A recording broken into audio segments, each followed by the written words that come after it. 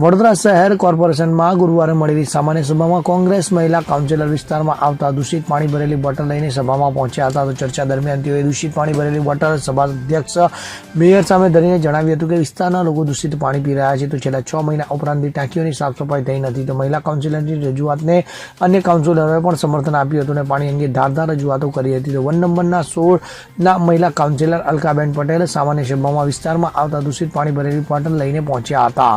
સભાની શરૂઆતમાં જ મહિલા કાઉન્સિલર અલકાબેન પટેલે દૂષિત પાણીની બોટલ બતાવતા જણાવ્યું હતું કે છેલ્લા ઘણા સમયથી વાઘોડિયા ડભોઈ રિંગ રોડ પરિવાર 4 રસ્તા વિસ્તારમાં દૂષિત પાણી આવી રહ્યું છે. તો ઠીક પાણીમાં પક્ષીઓના પીંછા અનેક વખત રજૂઆતો કરવા છતાં દૂષિત પાણીનો પ્રશ્ન ઉકેલ આવતો નથી. તો અમારા વિસ્તાર સહિત શહેરની પાણી ટાંકીઓની સફાઈ થતી ન હોવાથી લોકો દૂષિત પાણી પીવા માટે મજબૂર બન્યા છે. તો આ મહિલા કાઉન્સિલરની રજૂઆતને સમર્થન આપતા કોંગ્રેસના કાઉન્સિલર પુષ્પાબેન વાઘેલા અને જહા દેસાઈએ પણ પોતાના વિસ્તાર સહિત શહેરના અનેક વિસ્તારોમાં લોકો દૂષિત પાણી પી રહ્યા હોવાની રજૂઆત કરી હતી.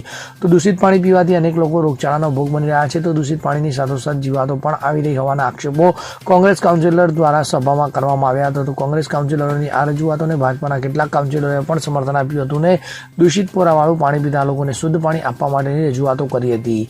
તો ઉલ્લેખનીય છે કે વડોદરા કોર્પોરેશનમાં મળતી સામાન્ય સભામાં ઉપસ્થિત રહેતા કાઉન્સિલરોને શુદ્ધ પાણીની બોટલો પીવા માટે મૂકવામાં આવે છે. કાઉન્સિલર અને કોર્પોરેશનના અધિકારીઓ કર્મચારીઓ શુદ્ધ પાણી પીવા માટેની વ્યવસ્થા કરી લેતા હોય છે, પરંતુ શહેરની સામાન્ય પ્રજા વેરો ભરવા છતાં શુદ્ધ પાણી પી શકતા નથી. તો શહેરમાં વિશ્વામિત્રી નદીમાં આવેલા પૂર બાદ અને ભારે વરસાદના કારણે કોર્પોરેશનની ટાંકીઓની સફાઈ થઈ નહીં હોવાના પણ કાઉન્સિલરે આક્ષેપ કર્યા હતા. Bureau report CN24 news. હવે જુઓ દેશ દુનિયાની તમામ ખબરો તમારી આંગળીના ટેરવે.